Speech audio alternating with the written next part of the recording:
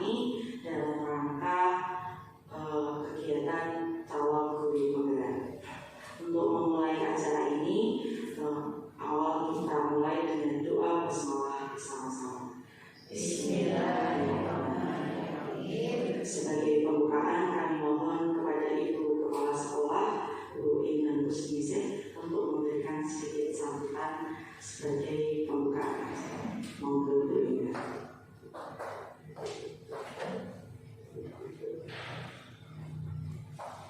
Bismillahirrahmanirrahim. Assalamualaikum warahmatullahi wabarakatuh. Waalaikumsalam warahmatullahi wabarakatuh.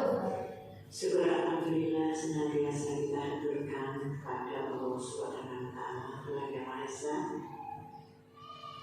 Karena hari ini keluarga besar para guru SD Negeri Solo 1 yang mana kita semua diundang oleh 3 guru penggerak calon, yaitu Bapak Fakulosi, Bu Desti, dan Bu Ana, akan mendefinisikan yaitu tentang pemahaman dan pengalaman penerapan budaya positif. Ini saya sangat mengapresiasi karena ini adalah bentuk yaitu karya nyata beliau bertiga. Dan harapan dari saya selaku kepala sekolah, mudah-mudahan para guru Solo 1 nantinya bisa yaitu menjadi guru penggerak semuanya.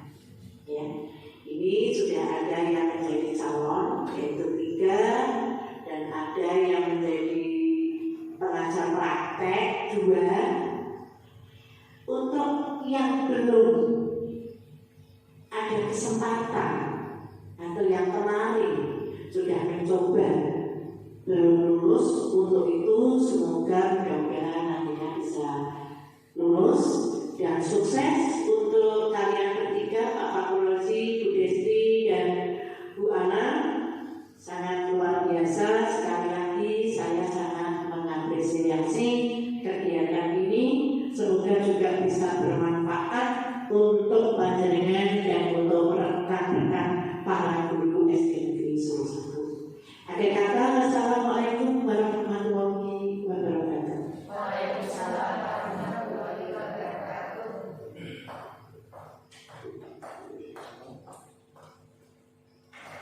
Terima kasih kepada Bu Enda.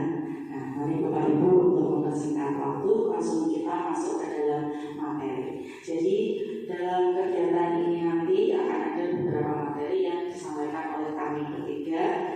Ada sudah kenal Ibu Justina, Pak Farul, dan saya. Di sini kami tuliskan tagline dari guru penggerak itu tergerak, bergerak, dan menggerakkan. Di sini tergerak itu mulai dari diri sendiri dulu, kemudian dari sendiri sudah tergerakkan, akhirnya bergerak melakukan aksi nyatanya, kemudian menggerakkan, artinya itu tidak hanya untuk diri sendiri, menggerakkan kita ikut mengajak teman-teman lain, ikut mengajak lingkungan sekitar kita bergerak bersama ke arah yang lebih positif. Nah, di sini ada sebuah gambar tentang tokoh. Siapakah beliau? Iya, beliau adalah Bapak Kiai Haji Dewantara yang menjadi Bapak Pendidikan di Indonesia. Kenapa tampilkan gambar beliau? Karena inti dari segala perjalanan kami ini ternyata kita mengambil filosofinya Bapak Kiai Haji Dewantara yang sebenarnya dari awal pendidikan Indonesia berkembang itu memang dipandu oleh beliau, tapi seiring berlalunya zaman sempat memudar dan mulai sekarang ini digalakkan kembali, diangkat kembali tentang filosofi pendidikan Bapak Kiai Haji Dewantara.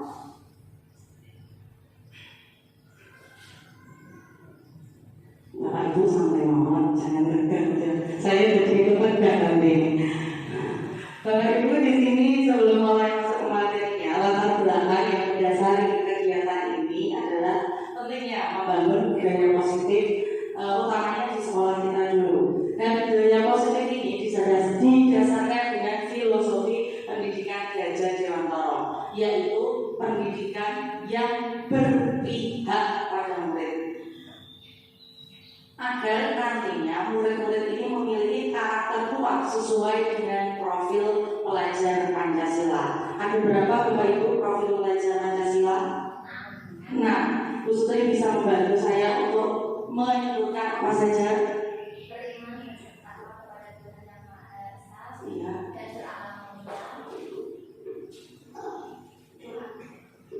Yang pertama, beriman dan bertakwa kepada Tuhan Yang Maha Esa dan berakhlak mulia.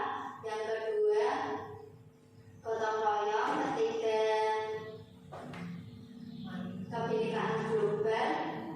Yang keempat, mandiri. Kelima, kenalan kritis. Dan yang keenam, kreatif. Terima kasih Bu Sutri. Nah, demikianlah itu tadi profil pelajar Pancasila. Jadi tujuan kita mendidik itu membentuk anak-anak menjadi memiliki karakter-karakter tersebut. Nah, di sini peran seorang guru sangat diperlukan. Kita sebagai pelaku utamanya nih dalam menciptakan sebuah karakter untuk menciptakan disiplin positif yang akhirnya membudaya menjadi sebuah budaya positif. Namun seorang guru, saya Pak Farul Bujesti, tidak bisa bekerja sendiri, tetapi tentu membutuhkan kerjasama dari Bapak Ibu guru yang lain, sehingga kita bisa saling bersinergi, berkolaborasi, menciptakan budaya positif di sekolah kita. Budaya positif di sini merupakan nilai-nilai keyakinan atau kebiasaan di sekolah yang berpihak pada murid agar murid dapat berkembang menjadi pribadi yang kritis, penuh hormat, dan tanggung jawab. Nah, selama rangkaian kegiatan ini akan ada beberapa materi yang kami sampaikan, yaitu mulai dari perubahan paradigma, disiplin positif, kebutuhan dasar manusia, motivasi perilaku manusia, posisi kontrol restitusi, keyakinan kelas, serta nanti ditutup dengan materi segitiga restitusi. Apakah materi itu? Mari kita ikuti. Nah, perubahan paradigma. Paradigma itu adalah cara berpikir kita.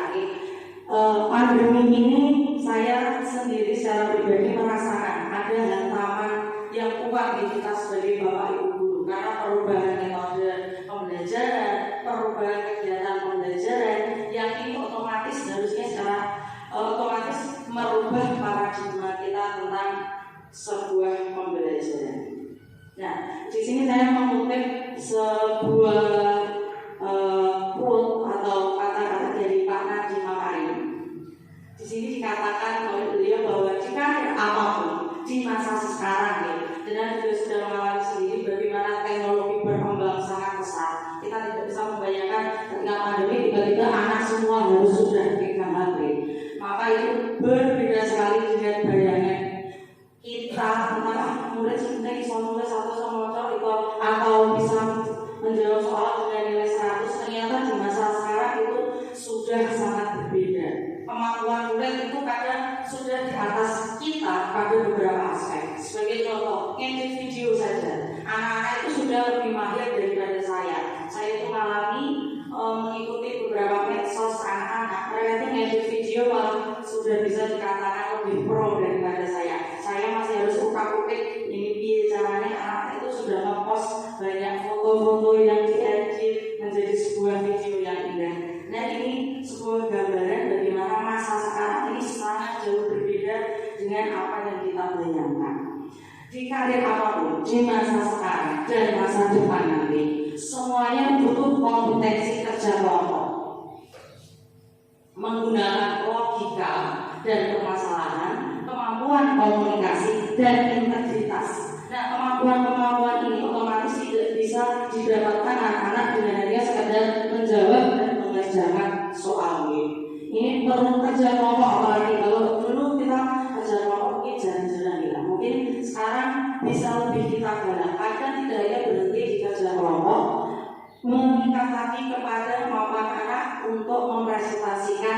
kerja kelompok mereka, sehingga kompetensi dalam kemampuan komunikasi itu juga meningkat untuk anak-anak. Kemudian Pak Najib juga menyampaikan itu hal-hal yang tidak bisa dites dengan persoalan multiple choice pilihan ganda. Itulah kenapa asesmen nasional kita ubah menjadi hal yang lebih mendasar. Mungkin yang sudah dirasakan anak-anak, mereka mengalami AKM, mohon peristiwa asesmen kompetensi minimal. Di situ diujikan literasi dan numerasinya. Di situ sepertinya AKM juga tidak hanya multiple choice ya, ada uraiannya. Yaitu dimulai dari itu, maka kita juga bisa mengembangkan lebih dalam lagi. Nah, perubahan paradigma untuk menciptakan budaya positif sekolah yang berpihak pada murid agar sesuai dengan filosofi pemikiran Gajah Dewantara tentunya diawali dengan merubah cara pandang kita akan murid kita sendiri. Salah satunya dengan penerapan disiplin. Disiplin itu erat kaitannya dengan teori kontrol yang digunakan guru ketika menghadapi murid. Berikut beberapa miskonsepsi tentang teori kontrol. Nah, sepanjang perjalanan kita menjadi guru dan sepanjang pengalaman saya pernah mengalami ini, saya menganggap guru itu bisa mengontrol murid sepenuhnya. Murid bisa harus manut saya sepenuhnya. Penguatan positif afektif itu lebih bermakna kritik. Ini ilusinya ya, soalnya ini masih anak-anak kita tuh kayak gini, bahwa kritik dan membuat rasa bersalah mampu menguatkan karakter.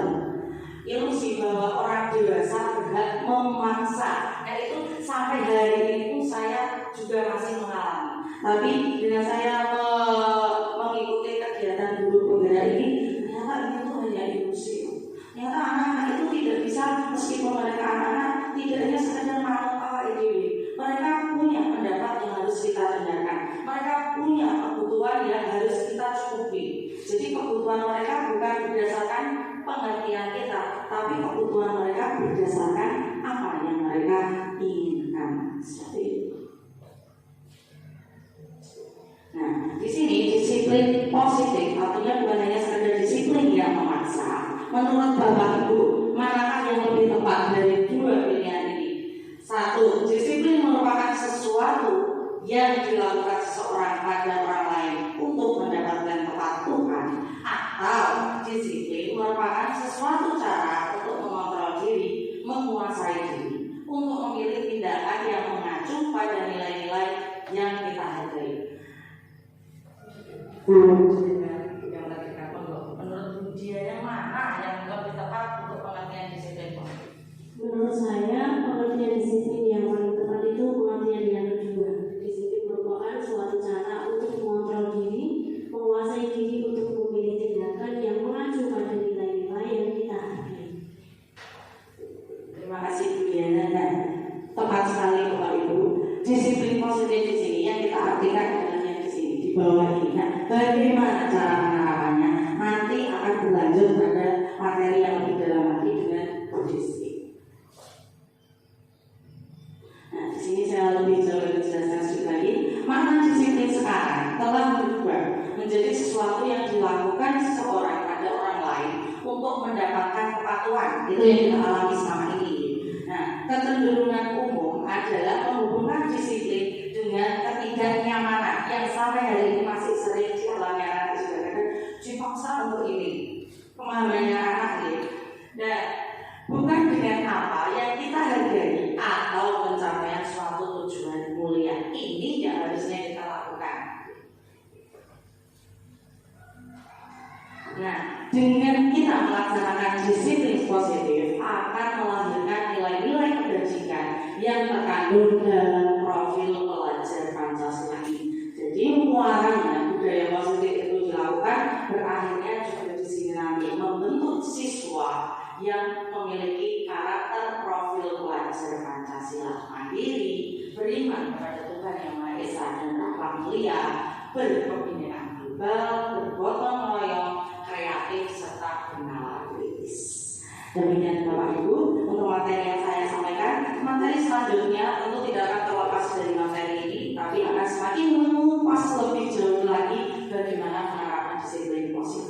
Monggo kepada Bapak Manur.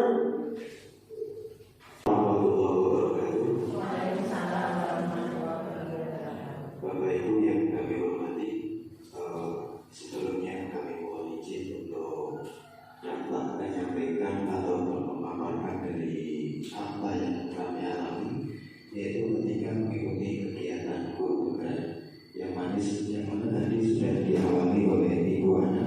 Beliau menyampaikan beberapa materi yang berkaitan dengan modul 1 sampai modul 1.4, dan karena di SD 1 ini ada 3 CGP, maka kita bagi menjadi 3, dan saya mendapat bagian untuk menyampaikan materi tentang kebutuhan dasar manusia.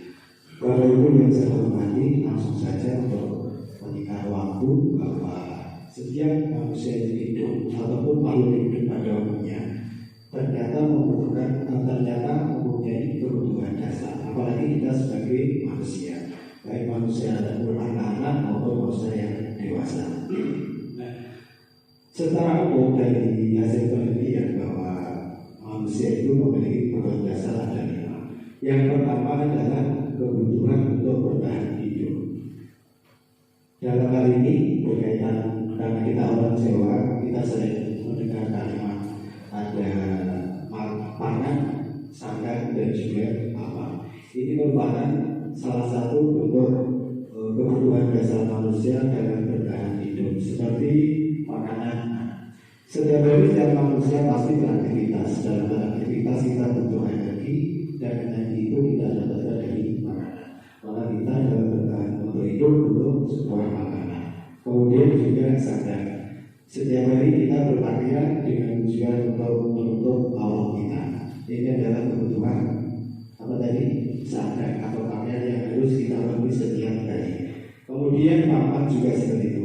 Papan bisa kita ibaratkan sebagai rumah. Rumah adalah tempat untuk berteduh, beristirahat, kemudian juga untuk berkeluarga. Itulah kebutuhan dasar manusia yang pertama, yaitu bertahan untuk hidup. Kemudian yang kedua, bahwa manusia juga butuh kasih sayang dan rasa diterima. Ini berkaitan dengan aspek sosiologis dan juga aspek psikologis seperti itu. Yang mana kita hidup di mana tempatnya, pasti kita memiliki rasa keinginan untuk bisa diterima di kelompok kita. Begitu juga dengan anak didik kita, baik di rumah sekolah maupun di lingkungan kelas. Mereka juga memiliki keinginan untuk diterima oleh kelasnya ataupun kelompoknya. Kemudian kebutuhan dasar yang ketiga yaitu penguasaan. Penguasaan di sini bisa diartikan dengan kepuasan. Artinya bahwa setiap manusia itu juga mempunyai rasa untuk menjadi penguasa. Maka kita sering mendengar anak-anak ketika di kelas, mungkin ada yang menjadi temannya, kemudian ada yang membuli temannya. Mereka sebenarnya ingin menampakkan dirinya bahwa mereka itu ingin apa? Menguasai daripada kelompok tersebut. Kemudian lanjut untuk kebutuhan dasar manusia yang keempat yaitu kebebasan, yang mana bahwa manusia termasuk anak-anak juga menginginkan sebuah kebebasan, sehingga kalau di dalam belajar yang kita laksanakan di kelas, kalau kita melakukan pembelajaran secara apa itu? Secara enggak, maksudnya kalau kita tidak bisa memberikan kebebasan terhadap anak, itu namanya apa? Mengekang. Maka anak-anak merasa terkekang, merasa boring, merasa jenuh, ganggu, dan lain sebagainya. Oleh karena itu yang diharapkan di sini bahwa kita sebagai seorang guru dalam melaksanakan kegiatan KBM, kegiatan belajar mengajar, kita bisa memberikan kebebasan terhadap anak didik kita, sehingga anak didik kita bisa mandiri, bisa mengeksplor dari pemahaman-pemahaman baru mereka. Kemudian selanjutnya kebutuhan dasar manusia yang kelima yaitu kesenangan, yang mana setiap manusia membutuhkan sebuah kesenangan, termasuk juga anak-anak, apalagi kita yang dewasa. Mungkin dalam satu semester kita bekerja, ketika liburan kita butuh piknik, butuh hiburan dan sebagainya. Begitu juga dengan anak-anak kita. Maka diharapkan ketika kita mengadakan proses kegiatan belajar di kelas, agar agar senantiasa Bapak Ibu guru bisa memberikan metode-metode pendidikan yang menyenangkan, sehingga anak bisa merasa nyaman dan senang. Dari situlah akan muncul motivasi belajar dari dalam dirinya. Intinya Bapak Ibu, kebutuhan dasar manusia yang dapat kami sampaikan, mungkin dari penyampaian ini adakah yang belum bisa dipahami atau mungkin ada yang mau ditanyakan Bapak Ibu? Paham Bapak? Sudah paham? Ya, terima kasih Bapak Ibu. Kita lanjutkan. Seorang pakar pendidikan yaitu bernama Glaser mengungkapkan bahwa kapasitas untuk berubah ada di dalam diri kita. Jika kita dapat mengidentifikasi kebutuhan apa yang mendorong perilaku kita, maka perubahan perilaku positif dapat dimulai dengan mencari solusi untuk memenuhi kebutuhan tertentu dengan cara yang positif. Artinya bahwa kita sebagai seorang guru harus memahami kebutuhan dasar seorang anak didik kita. Seperti contoh kasus, ini sering sekali terjadi. Si A meminta bagian atau meminta bekal makanan dari temannya. Kemudian di lain hari si A meminta jajanan temannya dan lain sebagainya. Dan untuk mengatasi masalah tersebut maka kita harus menelaah lebih mendalam. Artinya kita ajak diskusi anak tersebut, kemudian kita ketahui sebab-sebabnya. Kenapa kok si A itu selalu usil atau selalu menjadi temannya dengan meminta bekal makanan dari temannya? Mungkin di rumah dia tidak dikasih bekal, atau mungkin di rumah tidak diperhatikan oleh orang tuanya, atau mungkin dia tidak dikasih uang jajan dari orang tuanya. Nah, itu salah satu cara Bapak untuk mengetahui permasalahan-permasalahan yang ada di kelas, dan ini sering terjadi. Lanjut. Nah, dari kebutuhan dasar tersebut itu dapat memunculkan sebuah motivasi perilaku manusia. Motivasi merupakan dorongan yang timbul pada diri seseorang secara sadar atau tidak sadar untuk melakukan suatu tindakan dengan tujuan tertentu. Dia Dawson, seorang pakar pendidikan, dalam bukunya Restraint School Discipline menyatakan ada 3 alasan motivasi perilaku manusia. Yang pertama, anak itu atau manusia itu termotivasi terhadap sesuatu hal karena menghindari ketidaknyamanan atau disebut hukuman. Nah, ini biasanya murid melakukan disiplin diri karena ia takut dihukum. Ini merupakan motivasi eksternal. Contohnya misalnya, ketika anak didik kita di dalam kelas pada suatu hari mereka tidak mengerjakan PR, kemudian kita kasih hukuman, baik hukuman mungkin mengerjakan di waktu istirahat, atau mungkin disuruh maju di depan kelas, berdiri sampai istirahat dan lain sebagainya. Sehingga anak tersebut menjadi kira-kira menjadi apa? Kalau kita hukum menjadi cerdas, sehingga esoknya pasti dia akan mengerjakan tugasnya. Akan tetapi hal tersebut ternyata muncul motivasi untuk mengerjakan karena rasa takut. Itu namanya motivasi eksternal, artinya bukan muncul dari kesadaran dirinya sendiri. Kemudian yang kedua, seseorang atau seorang anak itu akan muncul motivasinya karena mendapatkan imbalan atau penghargaan dari orang lain. Kita sering melihat di sana sini Bapak Ibu guru, bukan hanya di sekolah kita, di sekolah yang lain juga seperti itu. Sering kita memberi penghargaan kepada anak didik kita. Yang pintar, yang S1 kita kasih hadiah dan lain sebagainya. Ini merupakan kegiatan yang bisa menyebabkan murid melakukan disiplin karena ia ingin mendapatkan imbalan. Dan ini juga termasuk motivasi eksternal. Jadi yang dimaksud dalam hal ini penghargaan itu bagus atau tidak? Bagus atau tidak?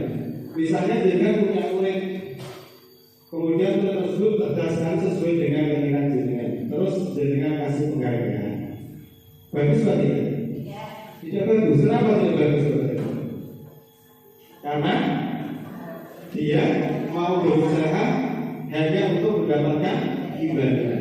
Ketika anak tersebut bertemu dengan guru lain atau diajar oleh guru lain dan aturan penghargaan tidak diadakan atau tidak ada penghargaan, kira-kira bagaimana semangat belajar tersebut? Tetap menurun atau meningkat? Menurun. Kenapa menurun? Karena tidak ada yang diharapkan, tidak ada ibadah. Jadi dari sini di situ ada kata hukuman dan juga penghargaan. Dua-duanya sering kita jumpai di lapangan. Nah, ketika hal itu kita koreksi, kita teliti secara mendetail, ternyata bisa menimbulkan sesuatu hal yang kurang baik pada diri kita.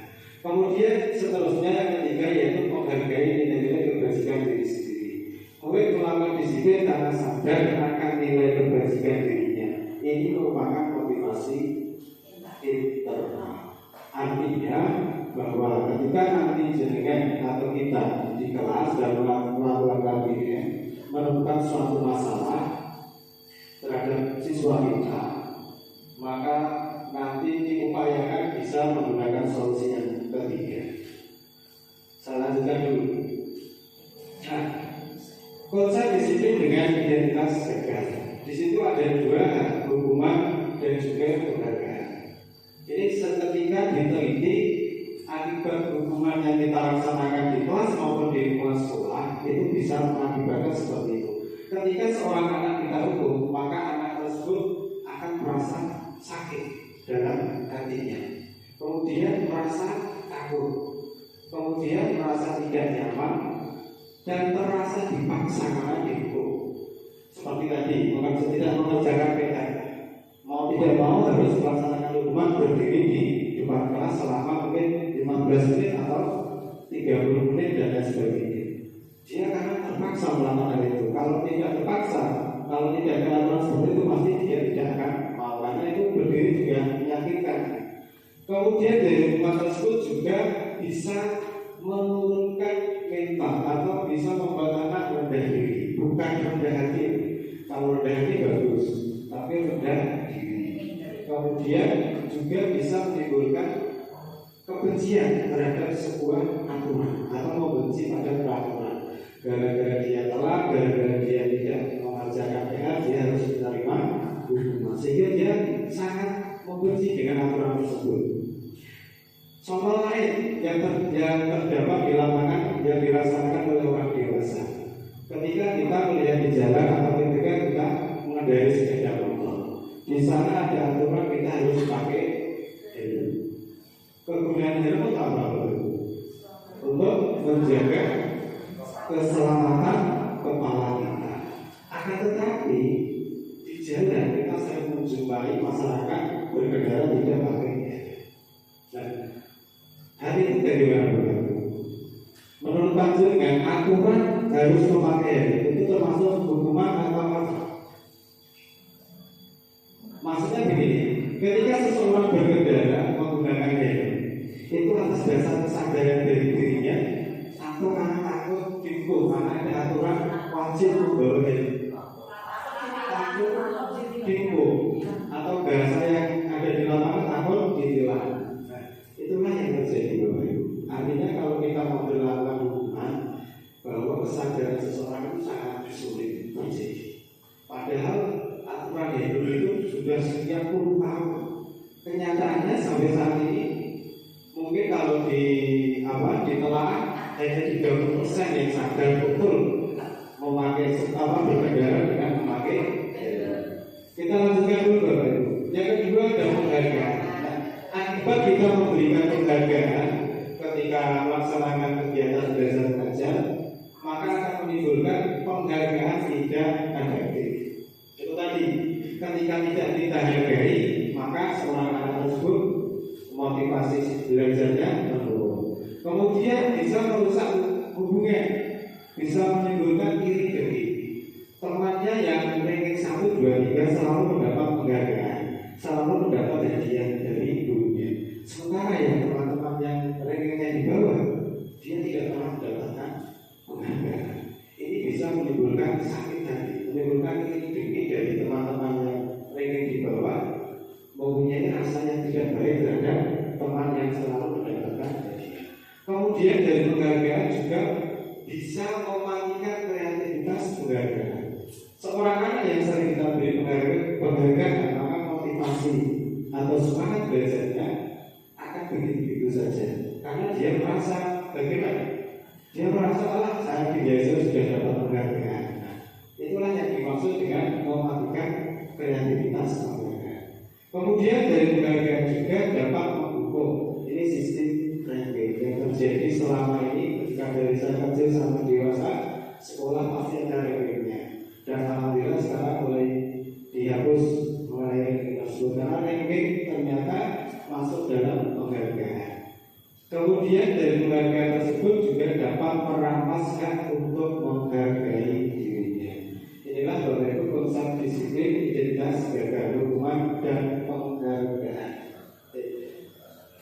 Kemudian kita lanjutkan. Nanti kalau mau bertanya nanti kita lanjutkan dulu. Konsep disiplin dengan identitas sukses. Di situ ada konsekuensi dan restitusi. Tadi yang pertama identitas gagal, ada hukuman dan penghargaan.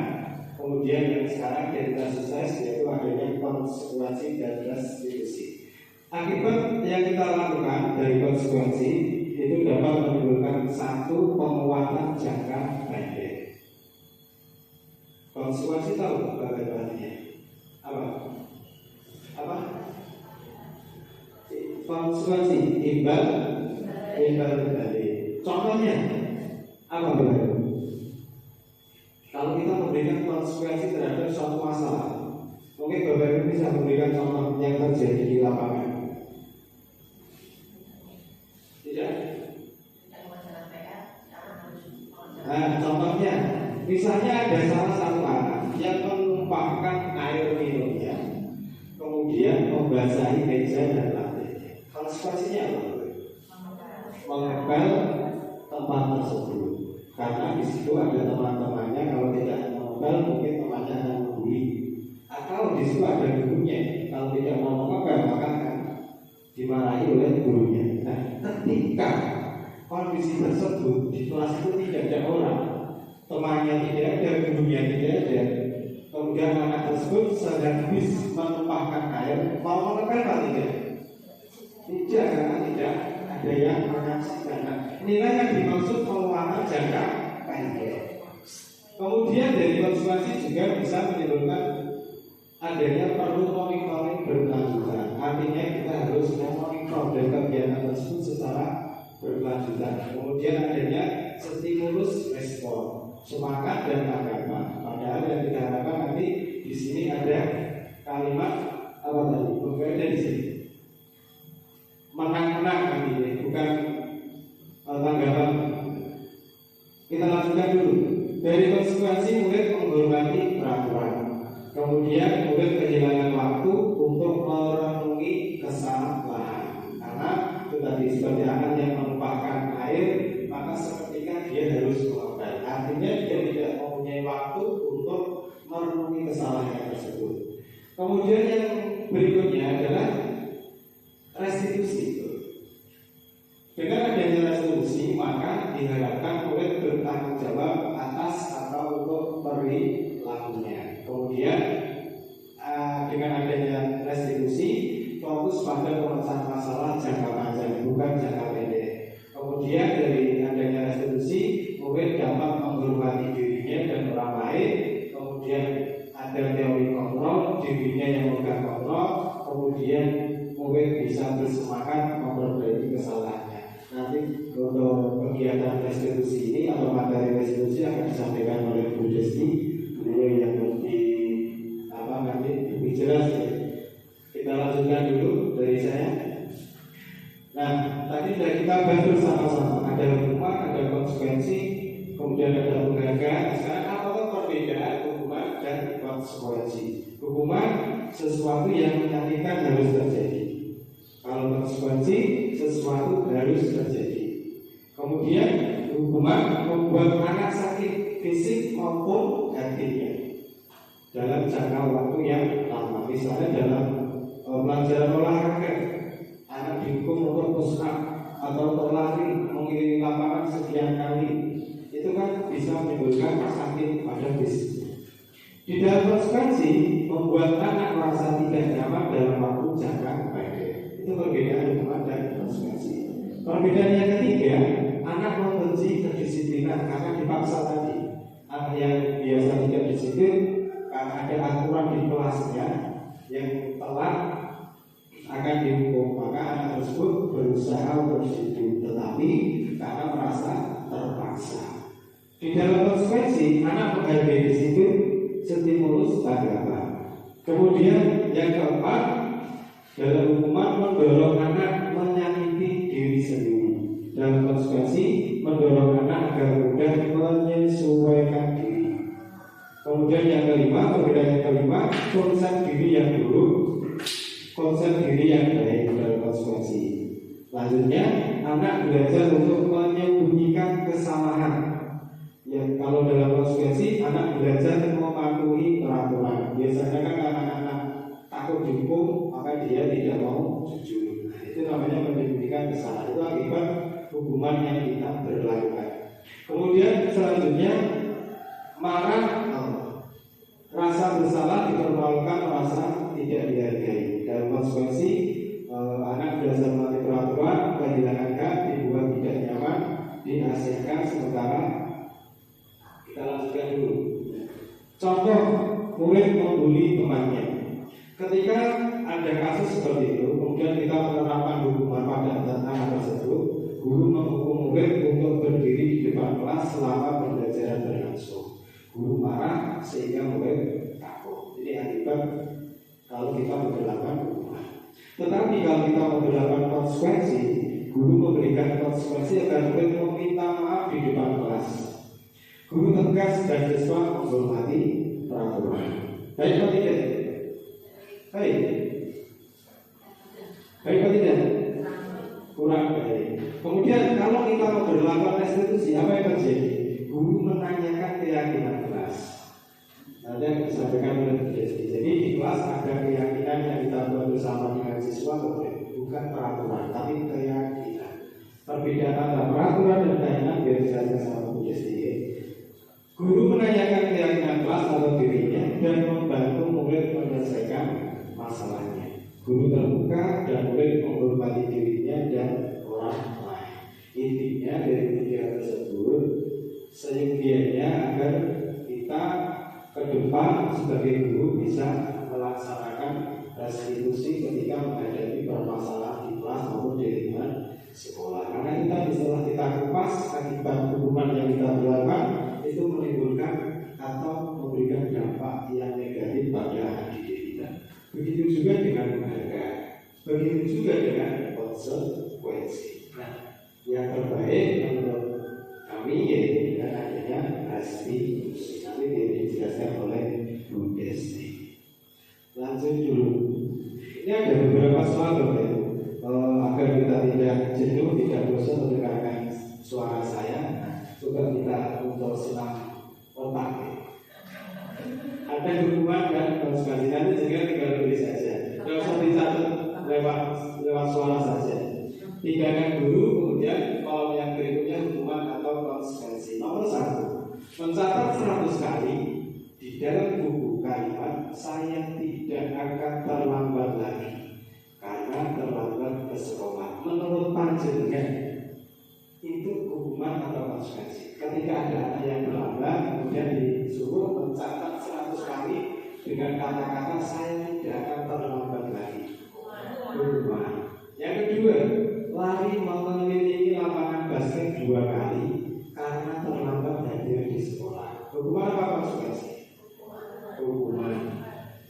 Murid diminta untuk push up 15 kali karena tidak menggunakan masker ke sekolah. Hukuman apa konsekuensi?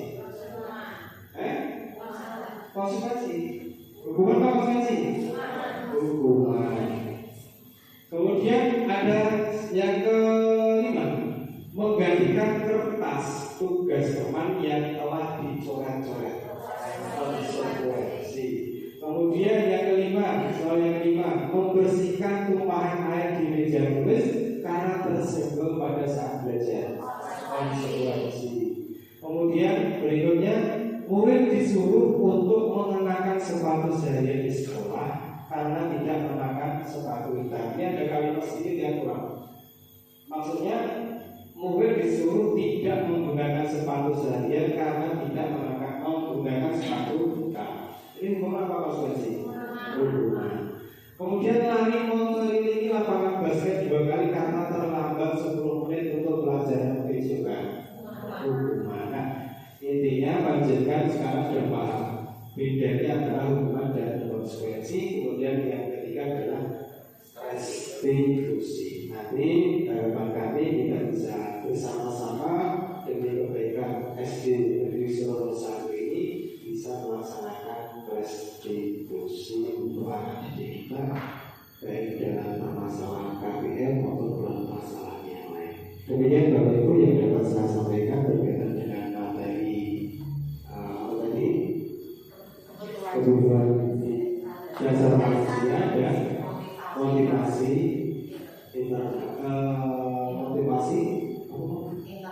internal atau motivasi yang ada dalam diri seseorang. Selanjutnya akan disampaikan oleh Bu Desti. Dari saya, apabila ada kekurangan dan kesalahan, mohon maaf yang sebesar-besarnya. Assalamualaikum warahmatullahi wabarakatuh. Terima kasih atas waktunya. Assalamualaikum warahmatullahi wabarakatuh. Baik Bapak Ibu, masih semangat untuk mengikuti sesi pemahaman pada siang hari ini? Semoga dalam kegiatan ini harapan dari kami bisa bermanfaat untuk kita semua dalam memajukan pendidikan di sekolah kita. Bapak Ibu yang kami hormati, kebetulan pada siang hari ini saya mendapatkan sesi yang terakhir untuk menyampaikan materi mengenai budaya positif terkait yang pertama tentang keyakinan kelas, yang kedua posisi kontrol restitusi, sedangkan yang ketiga segitiga restitusi. Baik Bapak Ibu, kita lanjutkan. Seperti di depan tadi sudah disampaikan oleh Bu Ana bahwa disiplin positif itu adalah jika seseorang melakukan sesuatu itu untuk menghargai dirinya sendiri, bukan karena patuh terhadap aturan, bukan karena untuk mendapatkan penghargaan, tetapi harapan dari kita, anak didik kita melakukan budaya positif, menerapkan budaya positif di sekolah kita atas kesadaran diri mereka sendiri untuk menghargai dirinya sendiri. Dalam modul ini, salah satu bentuk budaya positif diantaranya adalah membuat keyakinan kelas. Keyakinan merupakan nilai-nilai kebajikan universal yang disepakati secara tersirat dan tersurat terlepas dari latar belakang suku, negara, bahasa maupun agama. Jadi keyakinan tentang nilai-nilai kebajikan itu yang disepakati bersama, baik tersurat maupun tersirat. Jika nilai-nilai kebajikan itu diterapkan di kelas, maka terbentuklah keyakinan kelas. Seperti tadi sudah pernah disinggung oleh Bapak Farul, mengapa kita mengatakan keyakinan kelas? Mengapa bukan peraturan kelas saja? Coba Bapak Ibu kita perhatikan pertanyaan di depan. Mungkin dari Bapak Ibu nanti bisa membantu untuk menjawab sesuai dengan pemikiran Bapak Ibu. Seperti tadi Pak Farul juga sudah menyinggung mengapa kita memiliki peraturan tentang penggunaan helm pada saat mengendarai kendaraan roda 2 atau motor. Coba mengapa Bu Sinta? Untuk keselamatan. Jadi Bu Sinta memiliki keyakinan bahwa menggunakan helm saat berkendara itu untuk menjaga keselamatan, bukan hanya karena patuh terhadap aturan sehingga terhindar dari hukuman yang dalam dunia nyata disebut tilang. Untuk yang kedua, mengapa kita memiliki peraturan tentang penggunaan masker dan mencuci tangan setiap saat? Diawali dalam pandemi seperti ini, memang kita diharapkan untuk menggunakan masker dan mencuci tangan. Menurut Bu Diana, mengapa? Untuk menjaga kesehatan dan bebas dari virus. Bagus sekali. Jadi Bu Diana memiliki keyakinan memakai masker, mencuci tangan itu diyakini dapat menjaga kesehatan kita dan terhindar dari virus. Bukan karena waktu dahulu awal-awal pandemi harus menggunakan masker. Jika di lapangan ditemukan tidak memakai masker, ada sanksinya. Nah, jadi keyakinan kita hanya patuh terhadap suatu tulisan. Kalau peraturan itu biasanya hanya kita mematuhi tulisan tertulis yang tidak ada maknanya. Nah, kalau kita menekankan keyakinan pada seseorang, itu akan lebih memotivasi seseorang dari dalam. Seperti yang disampaikan Pak Faruk tadi. Kalau kita sudah meyakini tentang keselamatan, tentang kesehatan, jadi dalam diri kita itu akan tergerak sendiri, akan termotivasi sendiri untuk melakukan hal-hal tersebut. Bukan karena motivasi eksternal yang berupa peraturan-peraturan tadi. Seseorang akan lebih tergerak dan bersemangat untuk menjalankan keyakinannya daripada hanya sekedar mengikuti serangkaian peraturan tertulis tanpa makna. Begitu juga dengan anak didik kita. Jadi di kelas itu kita tidak membuat peraturan kelas. Kalau kita membuatnya peraturan kelas, nanti anak-anak yang mereka lakukan itu motivasi dari eksternal, motivasi dari luar anak. Karena mereka akan mengikuti aturan takut karena suatu hukuman. Jadi kalau keyakinan, harapan kita, motivasi anak-anak dari dalam itu akan bangkit. Mereka akan sadar apa yang harus kita lakukan di kelas. Kaitannya dengan nilai-nilai kebajikan.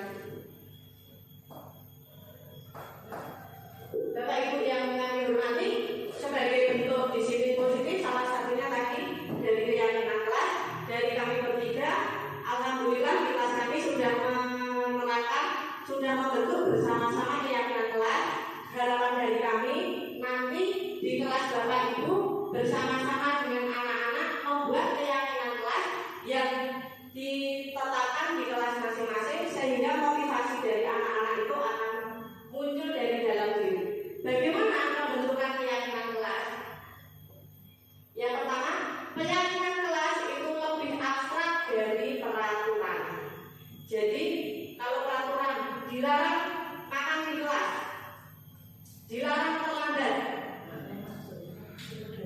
Yang kedua, keyakinan itu dibuat sedikit saja agar mudah diingat. Jadi nanti dalam kita membuat keyakinan di kelas, jangan banyak-banyak, sedikit saja, asal anak itu mengingatnya, pasti akan diyakininya. Yang ketiga, berupa pernyataan universal. Yang keempat, dibuat dalam bentuk positif, bukan tidak menggunakan kata dilarang. Dilarang makan, mungkin makan di luar kelas. Dilarang terlambat, mungkin bisa dengan datang ke sekolah tepat waktu. Yang kelima, keyakinan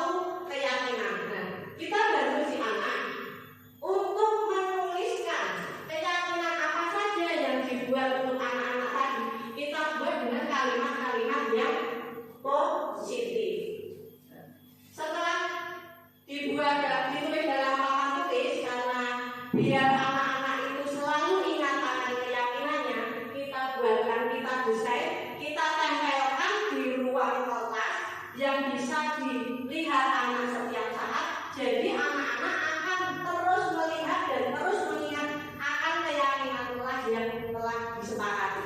Keyakinan kelas ini sangat penting dalam kita membentuk disiplin positif di sekolah kita. Harapan kami nanti untuk kelas yang lain bisa untuk menyusun, barangkali kelas yang lain sudah bisa menerapkan, karena materi disiplin positif ini juga terdapat dalam platform Merdeka Mengajar. Ada topik yang membahas tentang disiplin positif, salah satunya aksi nyatanya bisa berbentuk keyakinan kelas. Bagi Bapak Ibu yang sudah membuat keyakinan kelas, berarti sudah menerapkan salah satu elemen dari disiplin positif. Nah, Pak Farul tadi juga sudah menyampaikan tentang kebutuhan dasar manusia. Kira-kira Bapak Ibu masih mengingatnya apa saja kebutuhan dasar manusia itu? Bertahan hidup. Selanjutnya kesenangan, Pak Her, kasih sayang, kebebasan, penguasaan. Kita sering menjumpai anak-anak yang belum terpenuhi salah satu kebutuhan dasarnya.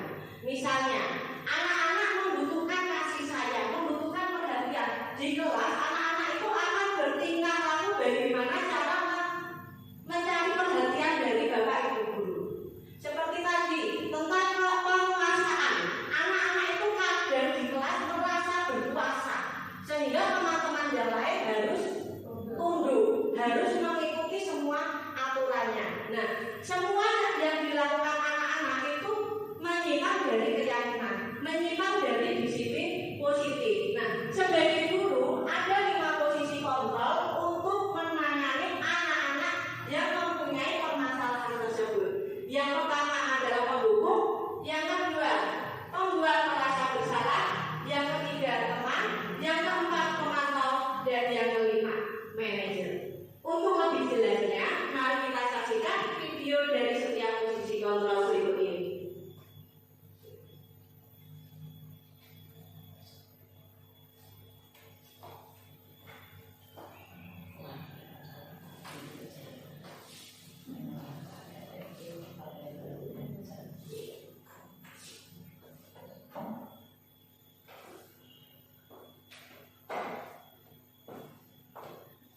Mohon maaf Bapak Ibu, mic-nya saya hidupkan dulu.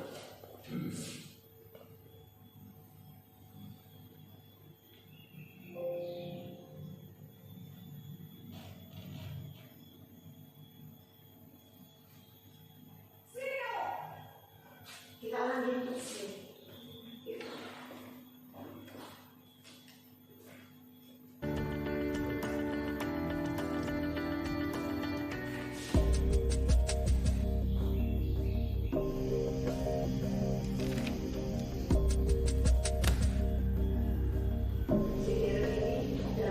Naren, sini kamu.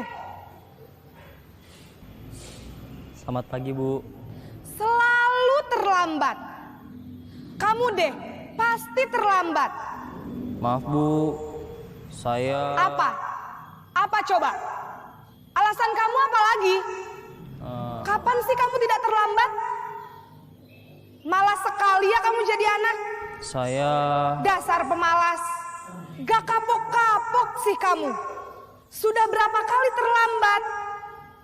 Sana, kamu keliling lapangan basket 2 kali. Kenapa saya harus keliling lapangan basket, Bu? Kenapa? Kamu mau lawan ibu? Berani-beraninya jawab. Sudah terlambat, masih berani jawab pula. Sekarang, keliling lapangan basket 5 kali sekalian. Biar kapok. Cepat. Pergi. Ini buat contoh posisi kontrol seorang guru sebagai pendukung. Ciri-ciri posisi kontrol seorang guru sebagai pendukung: yang pertama, berbicara dengan nada suara tinggi, bahasa tubuhnya mata melotot, jari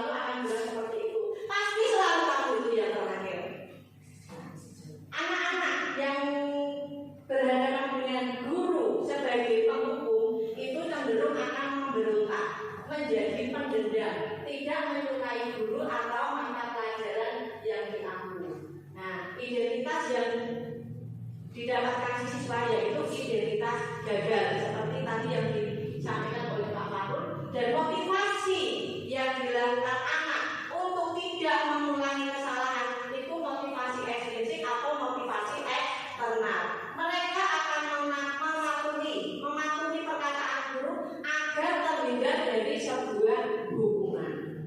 Itu posisi kontrol sebagai penghukum. Posisi kontrol yang kedua yaitu membuat merasa bersalah.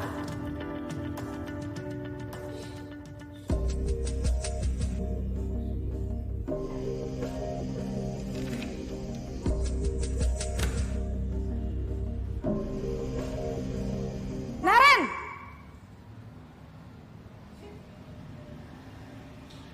Selamat pagi, Bu. Naren. Kamu kenapa terlambat lagi, Nak? Ya Tuhan, Naren. Kamu senang ya bikin ibu susah ya? Kalau kamu terlambat lagi, nanti ibu yang ditegur bapak kepala sekolah, Nak. Disangka ibu tidak bisa membina kamu. Duh, gimana ini? Maaf, Bu. Duh, Gusti Naren. Kamu suka ya kalau ibu ditegur bapak kepala sekolah? Terus, sekarang ibu harus tulis apa ini di buku absen? Ini kamu sudah sering terlambat loh. Ibu harus apa coba? Maaf, Bu. Maaf sekali. Ya sudah, lain kali jangan bikin ibu susah lagi ya, Nak ya. Ibu tidak akan kuat lagi kalau kamu begini terus. Bisa jantungan kalau ibu ditegur bapak kepala sekolah. Sana cepat ke kelas. Maaf ya, Bu. Maaf sekali. Itu Bapak Ibu posisi sebagai pembuat merasa bersalah. Jadi si anak dibuat merasa bersalah. Ciri-cirinya untuk guru yang berada di posisi kontrol pembuat merasa bersalah itu suara cenderung lembut, tenang, namun kata-katanya menyalahkan siswa. Yang kedua, guru akan menyatakan hal-hal yang merasa kesalahan berhadapan dengan murid dengan membuat seolah-olah guru menderita.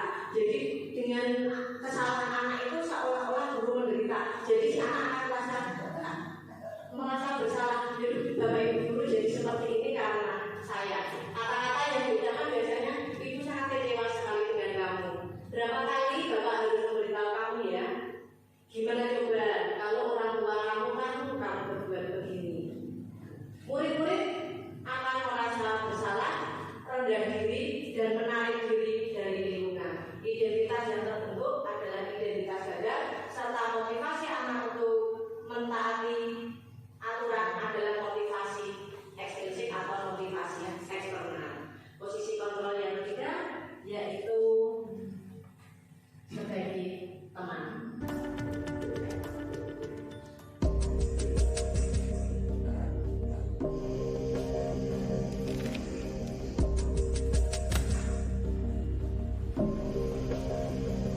Naren!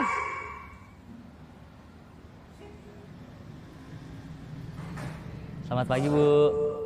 Wah, sudah jam berapa ini, Nak? Terlambat lagi ya, sayang. Iya, Bu. Habis ibu saya lupa bangunkan saya, Bu. Kamu malah menyalahkan ibu kamu. Kamu bukannya anak yang larinya paling kenceng. Kok terlambat sih? Iya, Bu. Saya memang terlambat bangun tadi. Jadi, biarpun saya lari kencang, tetap gak kekejar, Bu. Ya sudah sana. Nanti lain kali larinya lebih kenceng lagi ya. Biar gak terlambat lagi. Bikin seneng ibu. Demi ibu. Bisa kan? Bisa lah, Bu. Ya sudah sana masuk kelas. Ibu beresin urusan absen kamu. Kamu ini ada-ada saja. Ini posisi guru sebagai teman, jadi merasa begitu dekat dengan muridnya. Dengan diri, suara guru akan ramah, cenderung tersudah gurau untuk menghangatkan suasana dengan kalimat-kalimat ayolah bantu ibu, demi ibu ya. Ayo ingat, tidak bantu. Ayo ingat tidak bantuan bapak kamu selama ini atau bantuan ibu selama ini. Ya sudah,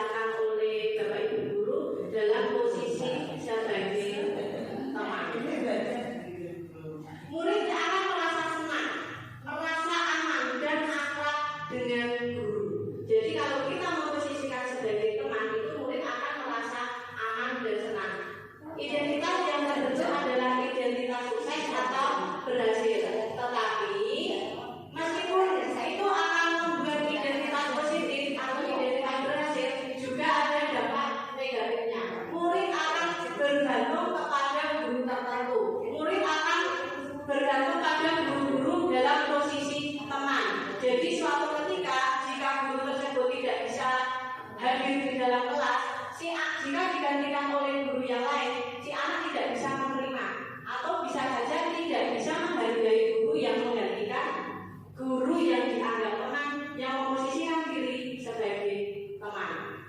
Murid tidak bisa mandiri, tidak bisa berpikir untuk dirinya sendiri. Murid berperilaku baik hanya pada orang-orang tertentu saja. Motivasi yang terbentuk adalah motivasi eksplisit. Posisi yang keempat adalah posisi pemantau.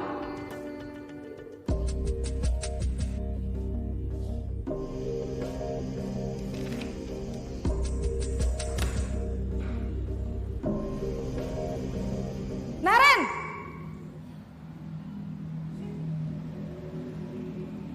Selamat pagi, Bu. Naren, apa peraturan sekolah kita tentang jam berapa kita harus masuk sekolah, nak? Kita harus di sekolah jam 7, Bu.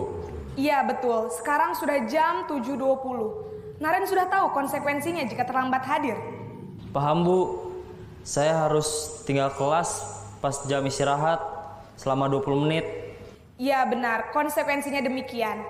Jadi nanti jam 9.30 pas istirahat, kamu harus tinggal di kelas, kerjakan tugas tambahan untuk ketertinggalan kamu, ya? Baik, Bu. Ini adalah posisi sebagai pemantau. Posisi guru sebagai pemantau memiliki ciri-ciri nada suara datar, tidak emosional, tidak bersenda gurau ataupun menggunakan suara tinggi. Bahasa tubuh dan ekspresi wajah yang datar dan cenderung formal. Guru mengarahkan murid berdasarkan peraturan dan konsekuensinya. Peraturannya apa? Apa yang telah kamu lakukan? Sanksi atau konsekuensinya apa? Identitas yang tersita adalah identitas positif atau berhasil. Guru selalu mengawasi murid saat diberi sanksi. Murid akan menghitung konsekuensi dan hadiah tanpa memahami sepenuhnya nilai kebajikan yang dituju.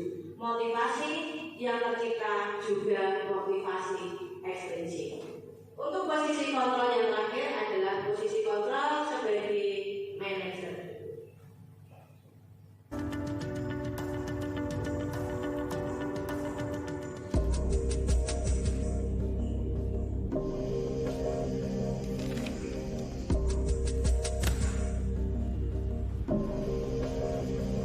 Naren!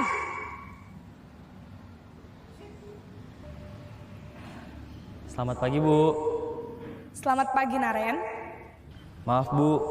Saya terlambat. Iya, sekolah masuknya jam 7, sekarang sudah jam 7.20. Jadi sekarang bagaimana ini, Naren? Maaf, Bu. Saya lupa setel alarm saya semalam. Baiklah, menurut kamu, keyakinan sekolah yang mana yang perlu kamu tingkatkan? Menghargai diri sendiri dan orang lain mungkin ya, Bu. Setuju. Jadi, apakah Naren meyakini prinsip saling menghormati tersebut? Iya, Bu. Saya meyakininya. Apakah Naren bersedia memperbaiki masalah keterlambatan ini? Bersedia, Bu. Bagaimana kamu akan perbaiki masalah keterlambatan ini? Saya akan coba untuk tidak lupa menyetel alarm saya, Bu.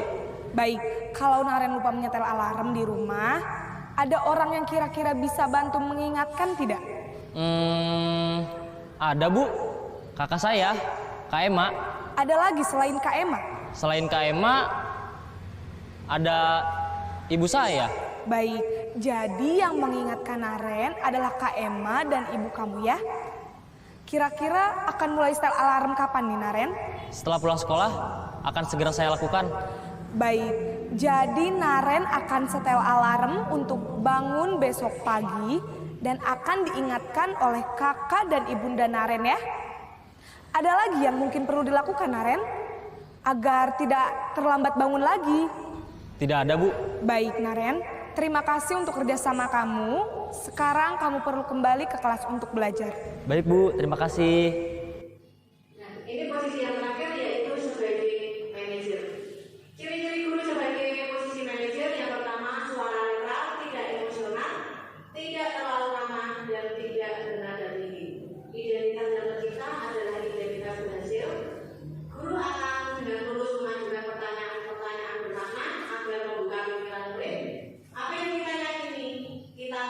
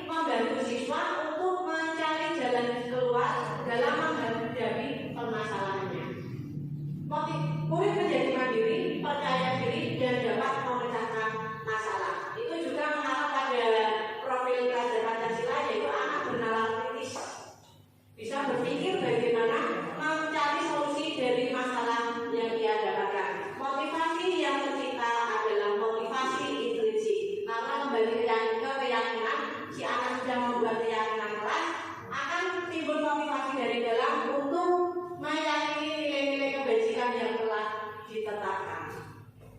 Dari contoh 5 posisi kontrol tadi, kira-kira menurut Bapak Ibu posisi mana yang paling ideal? Moga Pak Her, menurut Pak Herawan atau Bu Ida, kira-kira posisi yang paling ideal menurut Pak Her nomor D? Apakah sebagai penghukum? Apakah sebagai teman? Atau membuat si anak merasa bersalah? Atau sebagai pemantau yang selalu mengecek berapa kali si anak melakukan kesalahan? Atau sebagai manajer? Kenapa? Ya karena biar anaknya itu lebih mandiri. Mandiri. Dalam dia memecahkan masalahnya. Berarti si anak melatih anak untuk memecahkan memecahkan masalah, melatih anak untuk berpikir kritis, memecahkan masalah secara mandiri. Baik, terima kasih Pak Herawan. Betul sekali yang disampaikan oleh Pak Herawan bahwa posisi kita sebagai guru yang paling tepat adalah sebagai manajer. Nah, untuk mengatasi permasalahan anak sebagai manajer tadi, kita bisa lakukan dengan menerapkan restitusi seperti yang sudah disinggung oleh Bapak Wahyu tadi. Restitusi merupakan proses menciptakan kondisi bagi murid untuk memperbaiki kesalahan mereka sehingga mereka bisa kembali pada kelompok mereka dengan karakter yang lebih kuat. Restitusi juga merupakan proses kolaboratif yang mengajarkan murid-murid untuk mencari solusi untuk masalah mereka dan membantu murid berpikir tentang orang seperti apa yang mereka inginkan dan bagaimana mereka harus memperlakukan orang lain sesuai pendapat dosen pada tahun 2004. Ciri-ciri restitusi yang pertama, bukan untuk menebus kesalahan namun belajar dari kesalahan. Ciri yang kedua, memperbaiki hukuman. Yang ketiga, restitusi merupakan tawaran bukan paksaan. Restitusi menuntut untuk melihat ke dalam diri. Restitusi mencari kebutuhan dasar yang mendasari tindakan. Restitusi diri adalah cara yang paling baik. Restitusi fokus pada karakter bukan tindakan. Restitusi fokus pada solusi. Yang terakhir, restitusi mengembalikan murid yang berbuat salah pada kelompoknya. Jadi murid tidak merasa terasing. Bagaimana cara kita menerapkan restitusi? Salah satunya dengan segitiga restitusi. Segitiga restitusi ada 3 langkah dalam penerapannya. Yang pertama, menstabilkan identitas. Yang kedua, validasi tindakan yang salah. Dan yang ketiga, menanyakan keyakinan. Yang pertama, menstabilkan identitas. Menstabilkan identitas ini bertujuan untuk mengubah identitas anak dari orang yang gagal karena melakukan kesalahan menjadi orang yang sukses. Perkataan yang sering diucapkan oleh guru adalah berbuat salah itu tidak apa-apa. Tidak ada manusia yang sempurna. Bu guru juga pernah membuat kesalahan. Kita bisa menyelesaikan ini. Bapak atau ibu tidak mencari siapa yang salah, tetapi akan mencari solusi dari permasalahan ini. Kamu berhak merasa begitu. Apakah kamu sedang mencari seorang teman yang baik bukan buat dirimu sendiri? Inilah kalimat-kalimat yang diucapkan dalam menstabilkan identitas. Langkah restitusi yang kedua yaitu validasi kebutuhan. Yang bertujuan untuk membantu murid mengenali basic need atau kebutuhan dasar yang ingin dipenuhinya ketika melakukan kesalahan. Dalam validasi kebutuhan, guru akan berkata, kamu bisa saja melakukan hal yang buruk, tapi kamu tidak melakukannya. Kamu pasti punya alasan mengapa melakukannya.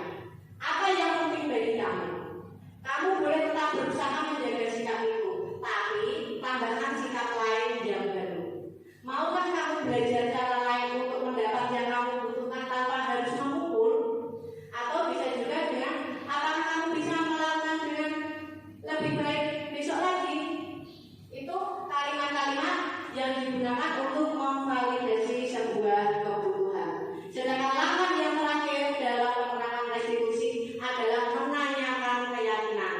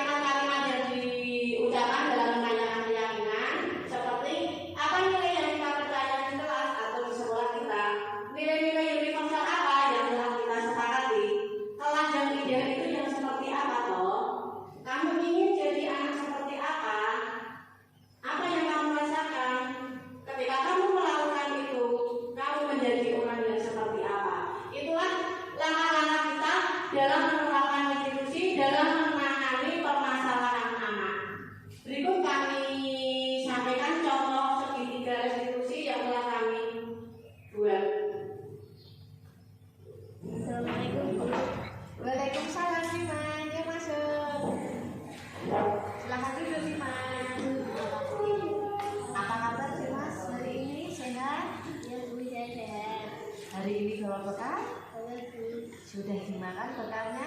Nah, Bu Gina mau tanya, Dimas tahu tidak kenapa kita Jadi ada apa ya? Nah, Bu Gina, pagi-pagi Bu Gina mendapat laporan dari teman-temanmu bahwa kemarin siang Dimas mengambil botol minum Cinara sampai Cinara menangis ya? Iya, Bu. Kira-kira menurut Dimas itu perbuatan baik atau salah? Kalau Bu, saya minta maaf. Tidak apa-apa Dimas, yang namanya manusia pasti pernah berbuat salah. Tidak hanya Dimas saja, Bu Gina pun juga pernah berbuat salah. Yang terpenting kita mau mengakui kesalahan kita dan berusaha untuk memperbaiki.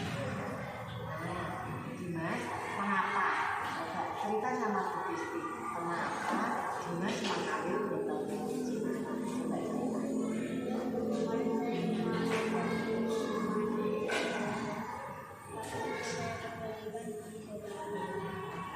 Berarti Dimas kemarin cuma ngisengin Cinara ya? Tetapi Dimas mengisengin Cinara sampai Cinara menangis. Itu merupakan perbuatan yang tidak baik.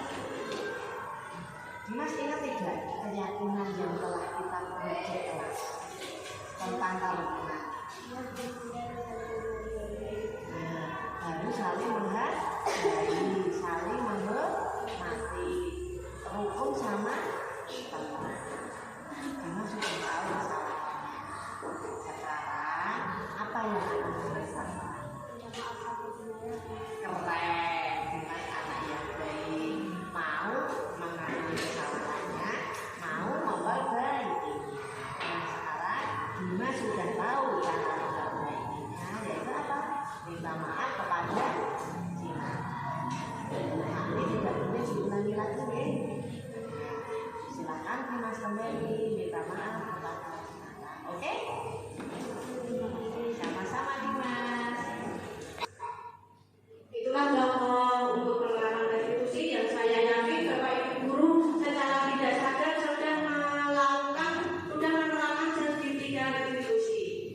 Nah, dari saya kiranya cukup sekian. Bu Ana, ada tambahan atau Pak Farul? Monggo. Dari saya terima kasih. Banyak kesalahan yang kami ucapkan, mohon maaf yang sebesar-besarnya. Assalamualaikum warahmatullahi wabarakatuh. Waktu kami memberikan penjelasan. Terima kasih Pak Ibu. Sebagai penutup sebelum kegiatan ini berakhir, kami meminta satu atau dua guru untuk menyampaikan pesan dan kesannya setelah mengikuti kegiatan ini. Mungkin mulai dari dua guru Bu Ani dan Bu Indriana untuk memberikan kesan dan kesannya setelah mengikuti kegiatan ini. Monggo dari Bu Ani atau Bu Idul.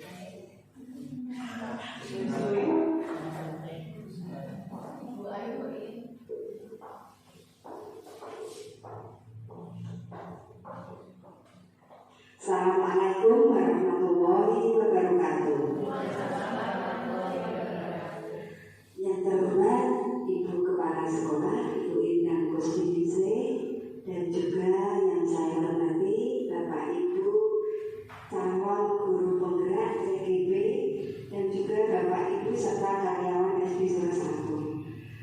Saya akan memberikan kesan dan kesan setelah penyampaian materi yang pengetahuan ini sangat bermanfaat bagi kita, karena tadi sudah banyak sekali cara-cara kita menghadapi anak. Ternyata untuk pemberian hadiah, pemberian pujian, pemberian hukuman terhadap anak itu tidak baik, apalagi hukuman yang sangat fisik ya. Nah, ini sangat membantu, sangat bermanfaat bagi kita para guru di sini. Penyampaian materi ini banyak sekali manfaatnya, dan juga untuk menangani anak tentang tadi ada restitusi, ada keyakinan kelas. Nah, Bapak Ibu di sini semuanya sangat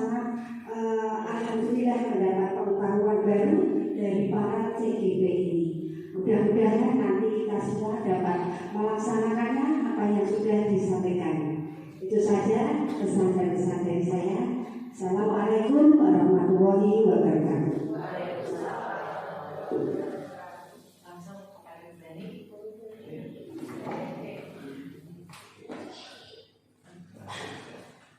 Budaya positif.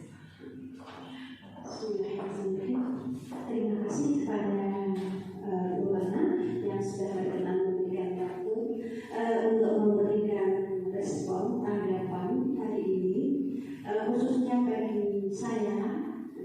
Ini banyak sekali ilmu yang bisa saya terapkan, yang berharap bisa merubah pola pikir saya pribadi dalam menghadapi anak-anak setiap hari, terutama ini anak-anak kecil di kelas saya ini. Kayaknya tadi kemiripan ini ada cocokan sekali. Terima kasih. Kami berharap dari Bapak Ibu yang lain pastinya juga akan mengadakan restorasi atau perubahan di restitusi di dalam mengajar setiap hari. Kemudian kepada Ibu Kepala Sekolah kami mohon maaf apabila pada hari ini kami telah mendapatkan pencerahan kepada teman-teman yang hari ini destinasi. Saya ucapkan selamat, semoga lancar, mendapatkan hasil yang maksimal. Terima kasih. Wassalamualaikum warahmatullahi wabarakatuh. Terima kasih sekali kepada Bu Indriana dan Bu Ani atas kesabarannya. Demikianlah Bapak Ibu kita sampai akhir pada kegiatan kita hari ini. Terima kasih kami aturkan sebesar-besarnya kepada Bapak Ibu semua, dan semoga apa yang kami sampaikan ini membawa manfaat kepada diri kita sendiri dan juga untuk SD kita. Bapak Ibu Guru, mohon maaf apabila dalam penyampaian kami masih banyak kesalahan. Wassalamualaikum warahmatullahi wabarakatuh. SD Sumber 1